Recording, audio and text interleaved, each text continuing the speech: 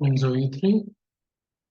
It's a very standard position, and here the very standard mainline theory is this, and you can study this position. This is the game between Gligoric versus Keras. I think Black can simply play this. I mean, those days they were experimenting many things. Probably that time, Black took this. Probably, I'm not really sure. I'm just guessing. Probably that time they thought these pawn structures are not that good. Maybe. That's why Black took bishop on c. I mean, nowadays, modern times, we already know this is not that good. But those days, theory, they were experimenting a lot of things. Remember, this is 1958 games and no engine. Obviously, this is a good move. This position, and pause the video and try to think. White played here c4. If it is a black to play, Black will try to exchange his bishop. And if he manages to sit on c4 square, it's clearly better for Black. So this is the threat. And queen e2 doesn't make any sense because you really don't know where your queen is well placed. You can delay that. C4, queen d6, bishop c3. Here, this is a very interesting move. If Black plays knight g4, there's a small tactus. Try to see it. Here, bishop h7 is coming. So this is in the game. Black played knight bd7, main line. White played. You can even pause the video here and try to think. White played rook e1. Rook is c8, very standard plan. He wants to play next one rook d8. Actually, in this position, you can think for Black what Black will play here. Pause the video.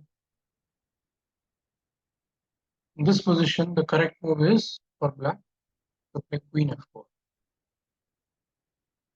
If you play rook e3, obviously there is knight g4. The threat is simply bishop f3. Even though, doubling the pawn structure, let's say I play some random move like this. It's not like white is worse or something. Because of double bishop, this pawn structure, Black, at least white is not worse because of double bishop advantage. But, it's Black can create counterplay. It's obviously not that easy to take advantage only with these two things. So if you play knight e5, takes, and then knight g4 is Black is winning. F2 and h2 both are correct. So here you should play queen b2 and simply take, and rook is c8. White is slightly better, to be honest. Slightly better, but it's a very long game they will play.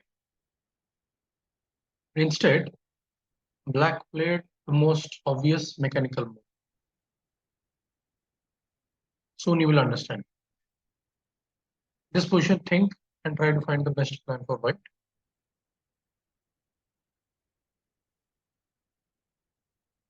This is actually a difficult move, actually, once you know the answer, it might look, it's so obvious. But to find this position, I have gave this position to many students, and very few found the answer. The correct move here is simple move h3. They're like, you can say this guy is not developed. Maybe I can play a4, all these things. If you play this move, Black has again this move. The same thing. After playing h3, This move is totally meaningless because of rook e. Or I can play even knight e5. If you take this, I take this guy, and there is no knight g4 thing, and this queen on f4 is totally badly placed. Let's say you play moves like something like rook of d8. I play queen e2, so very simple chess. And then I will play rook a1, and slowly I will push. I mean, later, I will have all this idea to put pressure on this thing.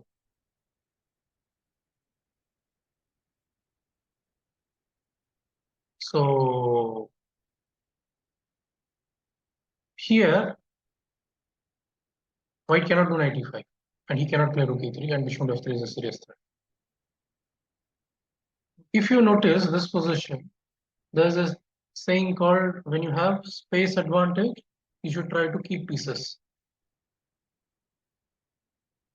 By playing this move, you are forcing white to play queen d2. And in this position, after exchanging queen, it is easy for black to play this position.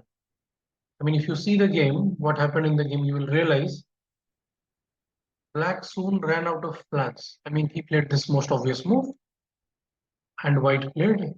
Here, you can pause the video and try to find a good move. White played here rook e3. Suddenly now, black is running out of ideas. He doesn't have any good plan. Queen f4 is meaningless. Black is totally, you can say, directionless. There is no good plan for black in this position. He can just wait and suffer. But if you would have exchanged the queen like this, like okay, something like this, you play and you play bishop f1, probably f3. I mean, if you can get bishop to e3, f3, bishop e3, that will be much better. a4, a5 idea. But this bishop on c3, somehow I feel, I mean, now knight b8. I mean, if you play a5, I will go b5 idea. This is very unclear. I mean, I have analyzed up to here. I put this. This position is fine for black. I mean, if this is there, this is something special for white. White can then regroup his knight to c3, a4, a5, and you can bring rook to here and do this. Especially, if one piece is badly placed, then the entire position is bad. Something like this. The bishop is really good on this one. But after this part, rook e3, suddenly black is in some real trouble. Probably that is the reason black didn't find any good plan and he started making some silly moves. And sometimes when you don't find any plan, you get frustrated and you make some such a move. It's very difficult to explain for anyone. Even you cannot also explain your own plan when you are suddenly, you don't have any idea. Black played here knight h5. I mean, player like Paul Keres, such a high class player, they don't make such moves, such errors, silly moves. It's a tactical error. And white was completely winning after bishop to h7, king h7, this. But this is very difficult. This is obviously I checked everything with engine. After d5, it is winning for white. And also h4, white is winning. I mean, I put some sample variation, but it is very difficult. So this is not that practical. But what white played is very good. d5, that's a very good move. If you take this guy, then take into h7, knight g5, king here, knight into f7. White is completely winning. Take check, queen g6, rook e7. And if you go something like this, I have 7 mate. Rook a1, and the game is over. And this is one winning variation. Even this is also working. White is attacking h5 as well as knight f5 is.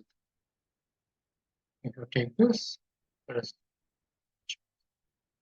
and white is winning.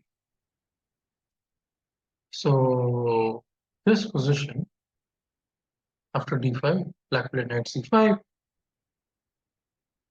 g5,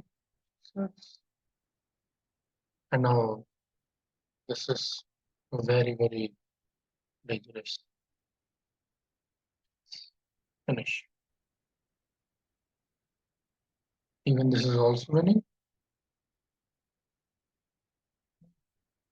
But okay, white played is very, it looks really classy, or you can say sexy.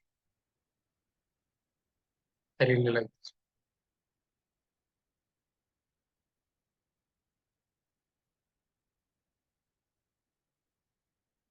The game is over. The main points are here will be hanging pawn and this part should find a plan. You should not make any mechanical moves like this. This looks so obvious, right? Bringing rook here and here. But suddenly after this move, black is clearly worse. Black made so obvious move. Sometimes it happens. I made so obvious moves, but why I lost the game? This is one of those games. I think it's very difficult to say I played rook a c8 and I lost the game. This is the reason. I hope you liked it. This is Gligoric versus Paul Keres, 1958, 1-0. So take care, guys. Bye-bye.